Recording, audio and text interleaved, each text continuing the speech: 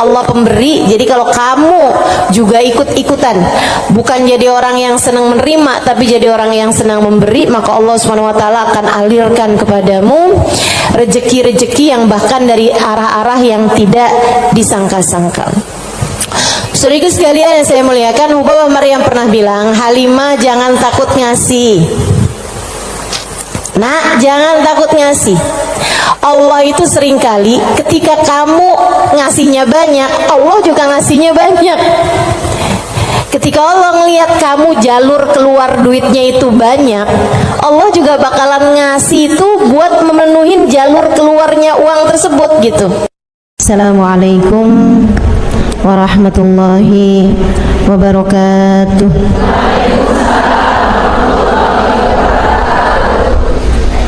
Alhamdulillah, wassalatu wassalamu ala Rasulillah Muhammad ibn Abdillah wa ala alihi wa sahbihi wa man wala.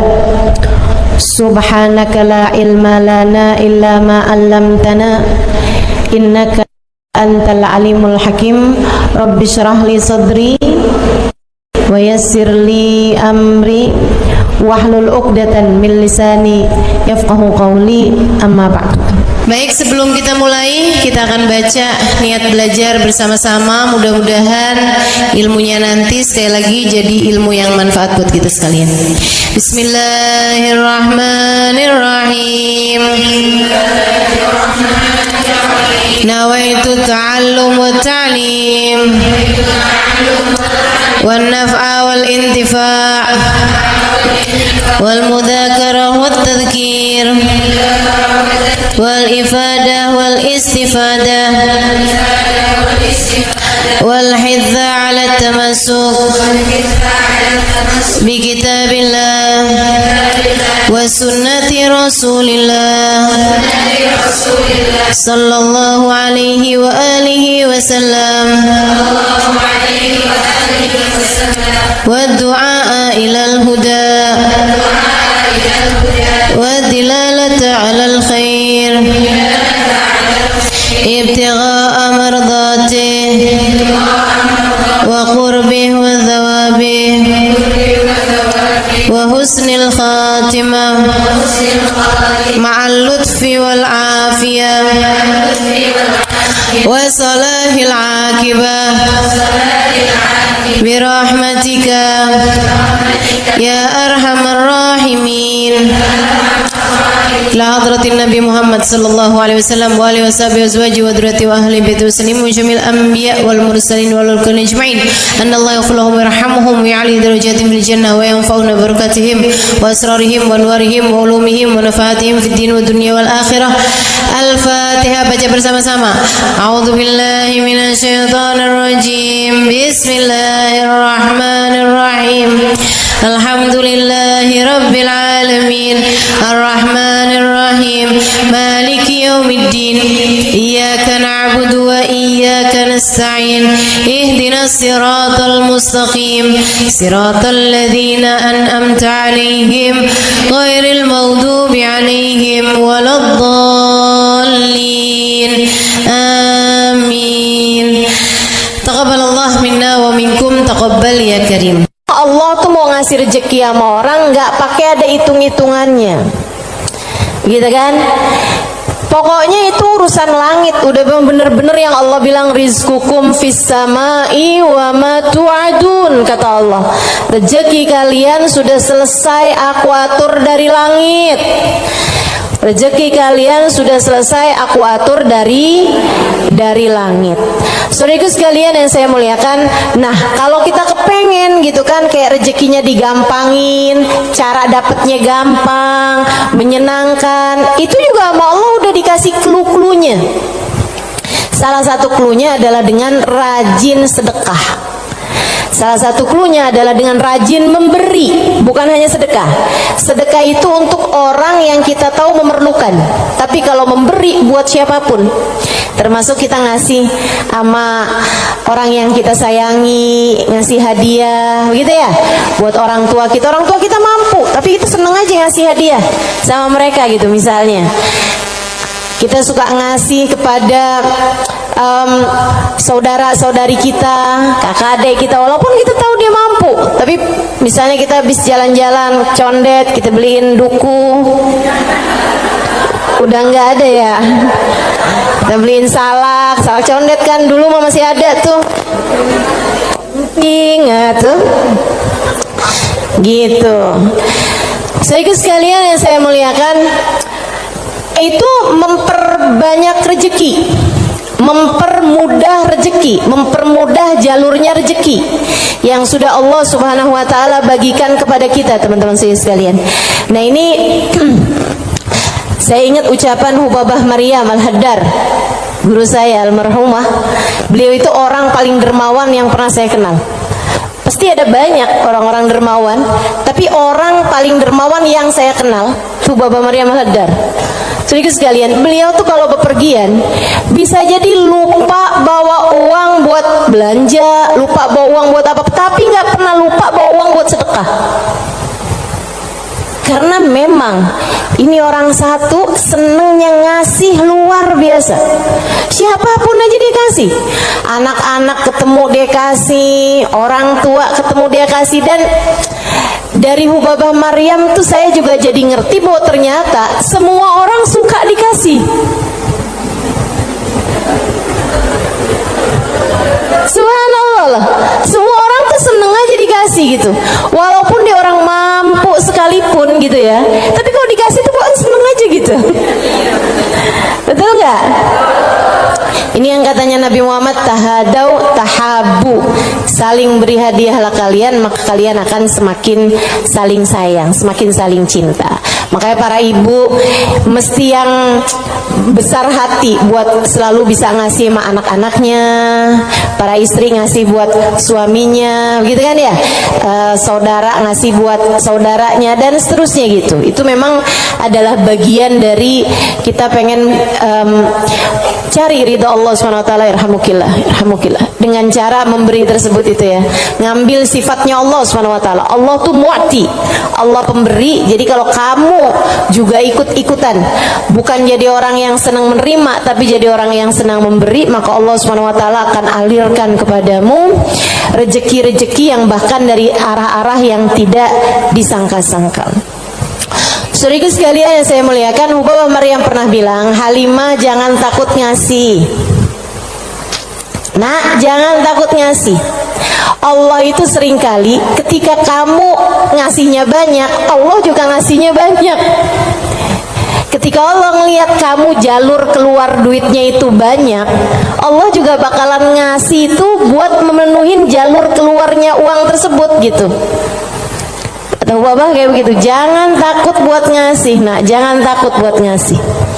Subhanallah, itu sering saya inget-ingetin tuh, jangan takut buat ngasih, jangan takut buat ngasih. Kadang-kadang tuh orang punya banyak aja, kalau mau keluarin duit tuh kayak disuruh keluarin separuh nyawa gitu,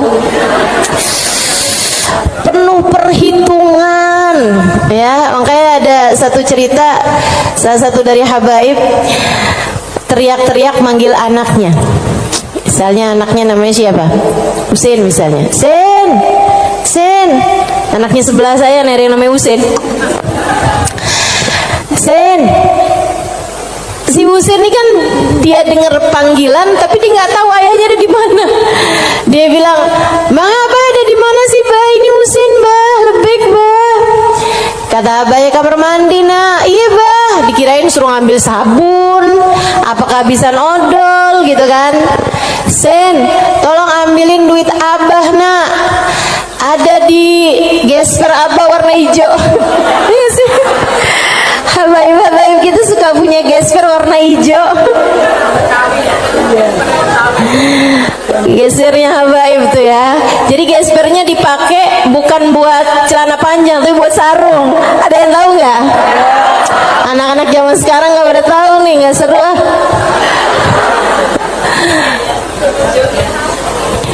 Dia bilang, ambilin duit Abah nak, kasihin kepada keluarga fakir miskin di jalan apa gitu, disebutin nama dia.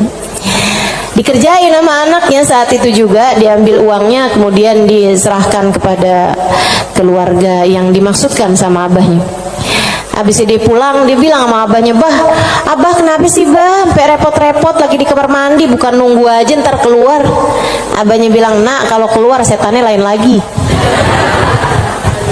Emang sedekah tuh kalau nggak cepet-cepet dikeluarin lain lagi tuh. Coba aja kamu lihat orang nih, ya ampun kesian banget, mau ngasih nih kayaknya 100.000 deh misalnya gitu. Kita inget nih dompet kita ada 100 ribuan gitu kan, pas kita buka dompet, tapi banyak juga loh orang kayak gitu, 50.000 aja apa ya gitu. Kelihatan ada duit yang hijau 20 ribuan,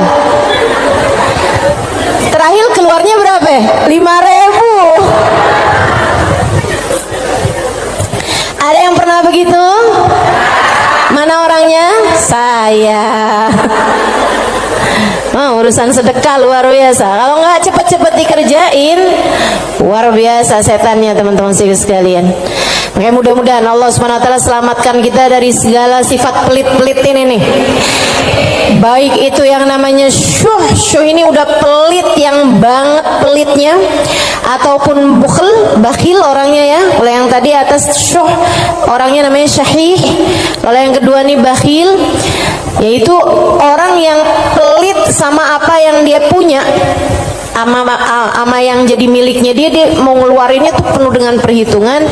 Dan gayahnya, puncaknya orang pelit yang kayak beginian nih, puncaknya pelit adalah dia sampai berusaha untuk bisa yang wajib-wajib pun jadi nggak wajib. Gimana caranya gitu?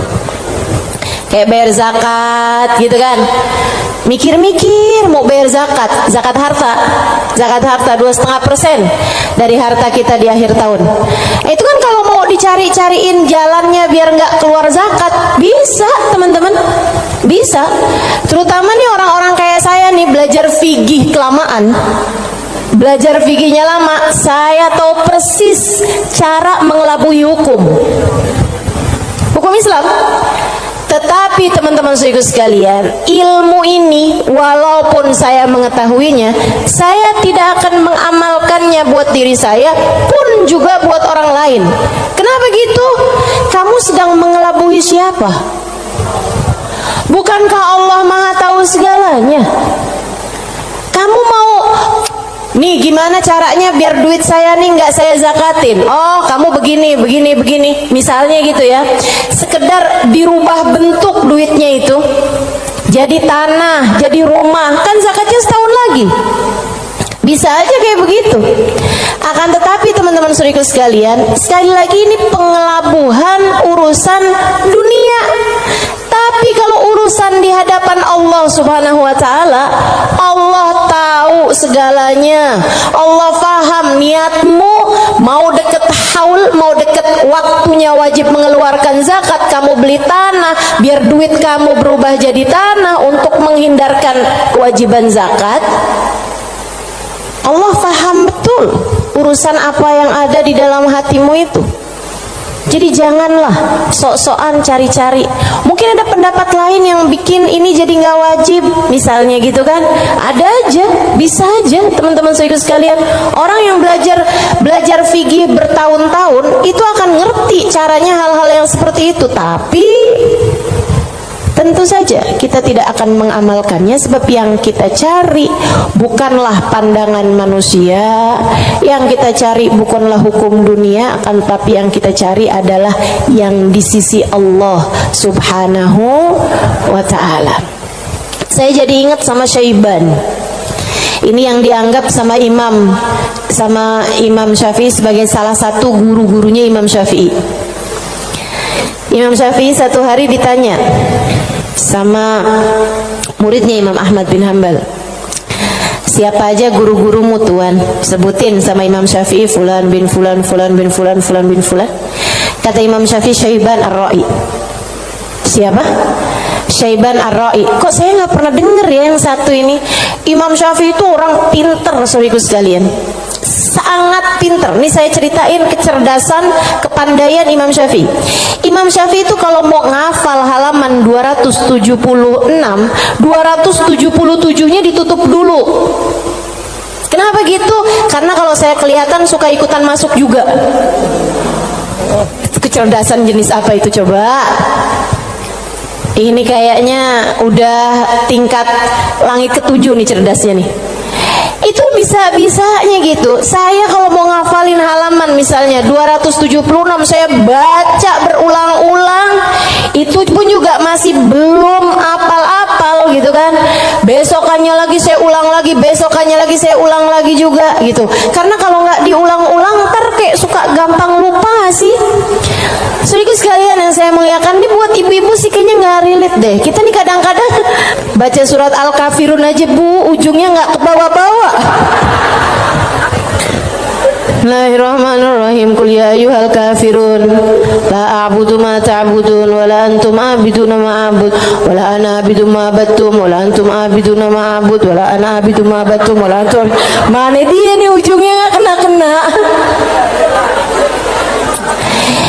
Imam Syafi'i hafal Quran di usia 7 tahun seperti kita hafal surat Al-Fatihah sekarang. Kita hafal surat Al-Fatihah kan nggak kebalik-balik tuh. Apal aja biar sambil goreng, sambil apa aja yang namanya Fatihah mah nggak pernah keliru ya bu ya. Nah itu Imam Syafi'i hafal Al-Quran 30 juz kayak kita hafal surat Al-Fatihah sekarang. Itu disampaikan oleh guru kami Sayyidil Habib Umar bin Hafid. Teman-teman sekalian, gimana enggak tuh Imam Syafi'i itu belajarnya kayak gitu tuh modelannya tuh. Dulu Imam Syafi'i itu orang sangat nggak punya teman-teman. Imam Syafi'i itu duduk di majelisnya Imam Malik. Itu beliau pertama hadir duduknya di luar aja, nggak dicatat, dengerin aja. Karena nggak istilah katanya nggak ikutan bayar sekolahnya, jadi dia di luar gitu kan. Satu waktu habis selesai murid-murid pada keluar, gurunya nih ngeliatin si anak ini dipanggil sama gurunya gitu. Terus tanyain, belum Imam Malik ini ya, gurunya yang masih awal, masih dasar. Tanyain gitu, "Nak, tadi apa yang saya terangkan?" Dia bisa ngulangin semua yang diterangin sama gurunya 100%. Habis itu gurunya bilang, "Nak, kenapa kamu nggak duduk di kelas saya?" Dia bilang, "Karena saya nggak ikutan bayaran." "Nggak apa-apa, duduklah nak di kelas saya akan berbangga dengan kamu bisa duduk di kelas saya." Dah tuh Imam Syafi'i. Kalau mau ngafalin halaman sebelah, halaman yang sesudahnya tuh ditutup dulu sama beliau, karena gampang banget masuk, asal kelihatan kelebetan udah langsung masuk. Kecerdasan yang luar biasa teman-teman saudara sekalian yang saya muliakan. Nah ini satu waktu ditanya sama muridnya Imam Ahmad bin Hambal, "Guru-gurumu siapa aja tuan?" Sampein si ini. Kenal, rata-rata Imam Ahmad bin Hambal kenal, mereka adalah ulama-ulama pada masa tersebut gitu, yang disebut sama Imam Syafi'i, Syaiban Ar-Ra'i. Baru nggak kenal. Siapa tuh Syaiban Ar-Ra'i? Ra'i dia bilang, kata Imam Syafi'i, tukang gembala kambing. Penasaran, pengen dong kenal. Oh ya, nanti saya akan ajak kamu. Satu hari diajak nih sama Imam Syafi'i, Imam Ahmad bin Hambal diajakin pergi ke tempatnya Syaiban Ar-Ra'i. Di mana diajakinnya? Di tempat gembalaan kambing. Sambilan tuh kambing digembala, Syaiban sholat. Kambingnya semua makan rumput, dianya sholat. Habis saya sholat, di Imam Syafi'i sama Imam Ahmad bin Hambal duduk di situ. Assalamualaikum warahmatullahi wabarakatuh ya Syaiban. Waalaikumsalam warahmatullahi wabarakatuh. Syaiban, saya nih datang kemari nih, katanya Imam Ahmad bin Hambal, karena Imam Syafi'i waktu saya tanya salah satu gurunya, dia menyebutkan dirimu wahai Syaiban. Emang Syafi'i ini ada-ada aja, tawadu kan, bukan yang ya gitulah saya. Walaupun saya kelihatannya penggembala kambing ya, tapi jangan remehkan. Saya gurunya Imam Syafi'i, nggak gitu. Dia bilang, Imam Syafi'i ini emang ada-ada aja. Bagaimana mungkin penggembala kambing seperti saya jadi gurunya Imam Syafi'i? Kata Imam Syafi'i, Syaiban, saya datang kemari ini mau bertanya beberapa permasalahan. Oh iya, boleh. Apa pertanyaanmu? Yang pertama, kami mau tanya kepadamu urusan sholat. Kalau kamu nih ngerjain sholat, terus kamu lupa, Syaiban, ini udah 2 rakaat apa baru 1 rakaat ya? Apa yang harus kamu lakukan, wahai Syaiban? Syaiban jawab, ala madhabina au ala madhabikum. Sesuai madhab kalian atau sesuai madhab saya? Oh, Syaiban punya madhab, maaf, Syaiban punya madhab. Katanya Imam Syafi'i, memang ada 2 madhab nih dalam masalah ini? Iya, tentu saja. Madhab kalian selalu berbeda dengan madhab saya. Oh, boleh kami tahu kalau sesuai dengan madhab kami gimana, Syaiban? Kalau madhab kalian, kalau lupa berapa rakaat sholat, ngambil rakaat yang sedikit, kemudian sesudahnya sujud sahwi. Iya benar, kata Imam Syafi'i, benar. Begitu memang yang disampaikan oleh baginda kita Nabi besar Muhammad sallallahu alaihi wasallam. Kalau madhab kalian gimana, Syaiban? Kata Syaiban, kalau madhab kami, madhab ahli tasawuf, madhab hamba-hamba dekat dengan Allah Subhanahu wa ta'ala, madhabnya para wali lah boleh dibilang.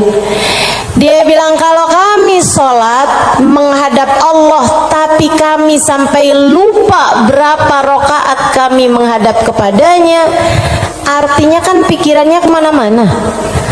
Dia adalah orang yang sudah kurang ajar kepada Allah. Dia harus dihukum dengan puasa setahun dan qiyamul lail setahun. Itu hukuman buat orang, itu pelajaran buat orang yang bisa sampai lupa ngadep sama Allah Subhanahu wa ta'ala. Ada yang mau ikutan madhabnya Syaiban?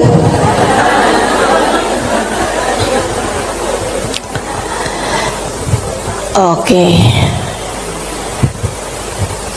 Imam Ahmad bin Hanbal mikir, pantesan nih orang jadi gurunya Imam Syafi'i. Nggak salah.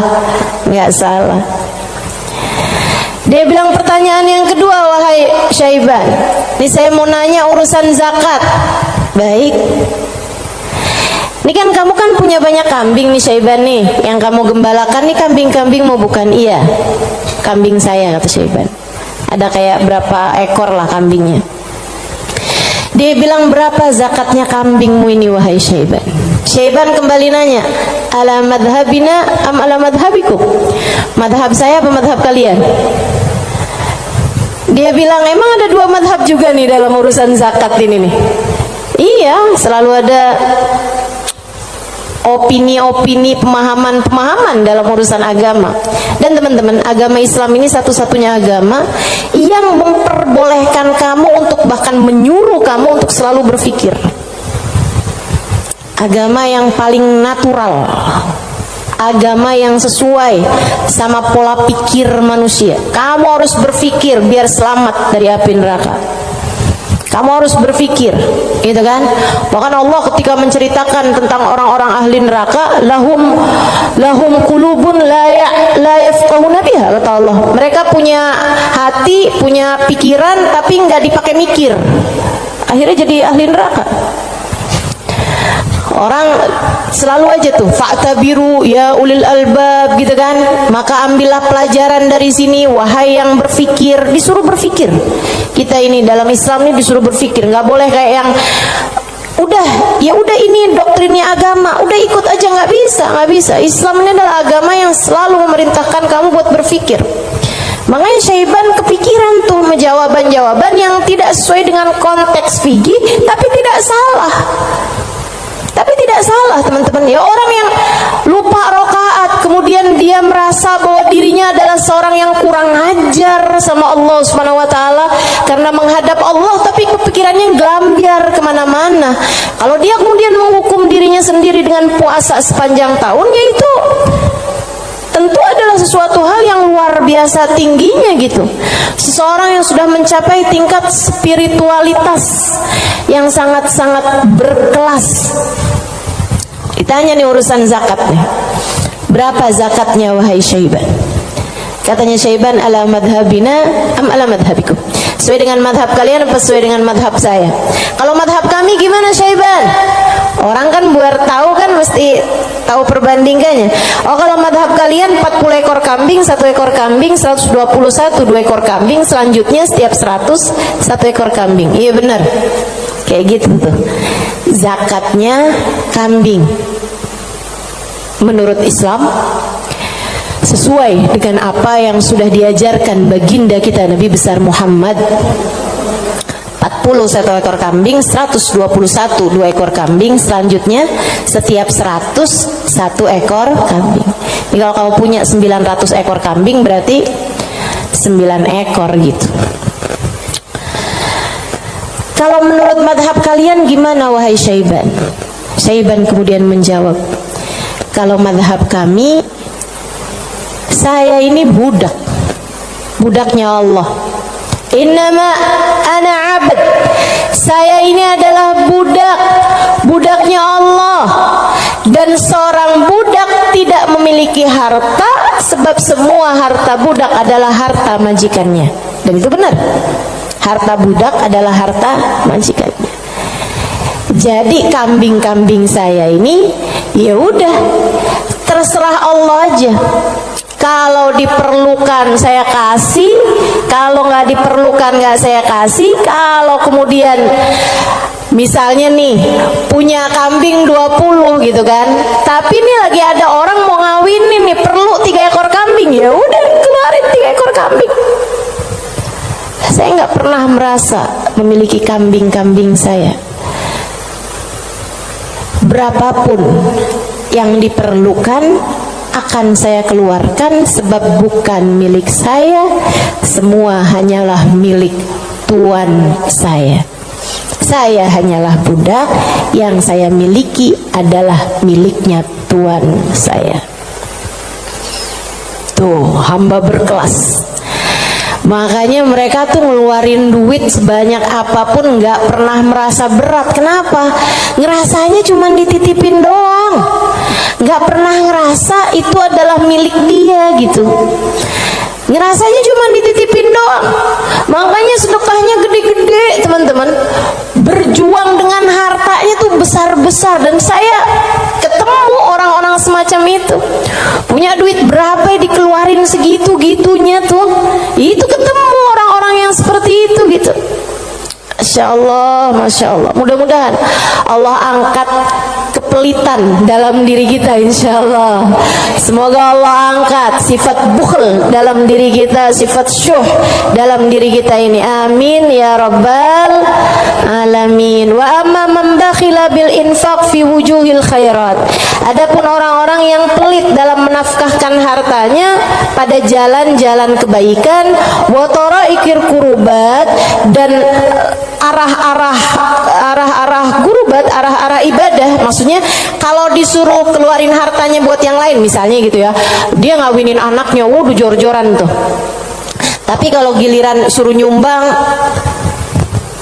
itulah ya, dia punya hartanya banyak nih. Kalau misalnya duitnya itu mau dipakai buat bikinin pesta, bahkan sekedar pesta ulang tahun yang tiap tahun tuh keulang, gitu ya, itu dia akan kerjain gitu kan. Ulang tahun ulang tahun perkawinan ulang tahun anaknya, ulang tahun cucu, itu dikeluarin hartanya gampang banget gitu.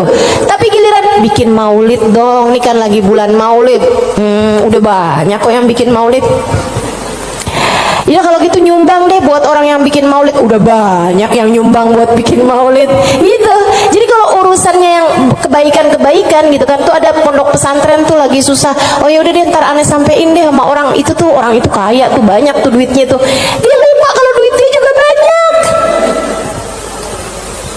Ada orang-orang yang kalau jalan-jalan yang lain dia royal, dia biasa aja gitu, ngeluarinnya nggak berat.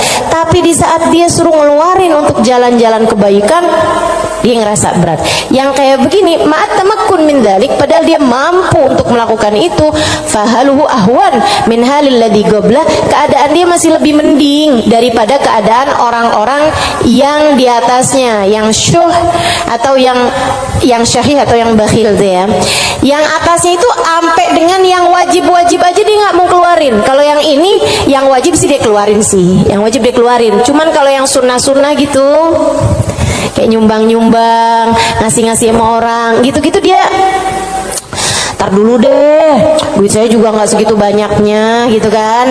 Ada orang nih susah-susah nih, terus dia bilang gitu, emang beneran susah, anak-anak yatim, gitu kan, korban bencana alam atau apa gitu, emang beneran susah. Itu juga mau ngeluarinnya kayak yang berat banget gitu. Yang kayak beginian gimana nih? Ahwan minal ladzi qabla, mendingan sih daripada yang sebelumnya. Sebutnya apa? Wa yusamma bakhilan aidan, disebut juga orang bakhil juga. Lianna qad adharal mal wa laqiba fi imsaki, karena dia mendahulukan harta untuk dirinya sendiri dan dia seneng buat pegangin hartanya. Wa bakhila bi badlihi fi ma huwa arfa' lahu wa anfa' inda rabbih min ad-darajatil ula wal khairatil baqiyah fid daril akhirah. Karena dia itu kan bakhilnya itu menyelahkan sesuatu yang dia rasa lebih bermanfaat.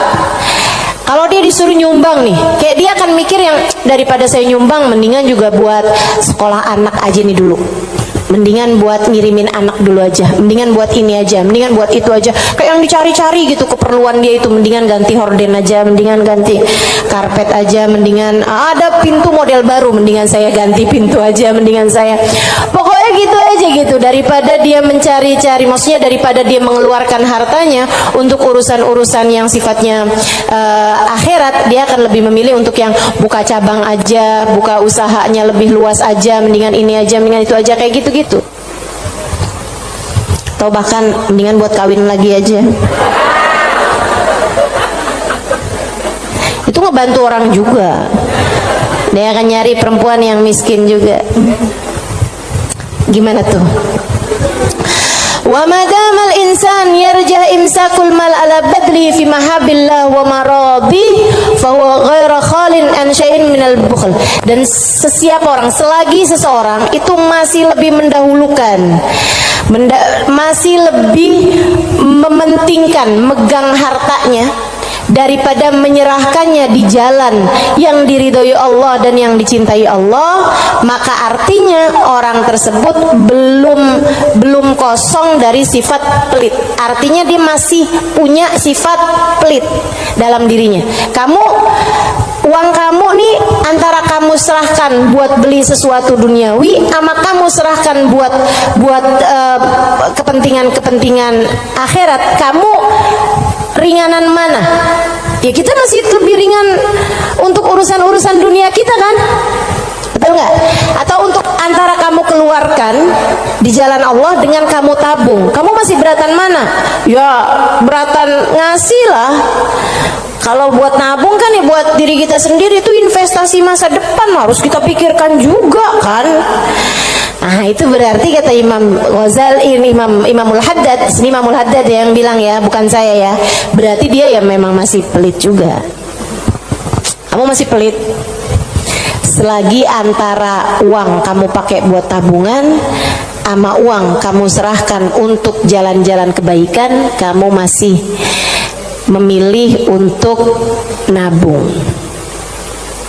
Berarti ini kayaknya kita semua masih pelit lah ya.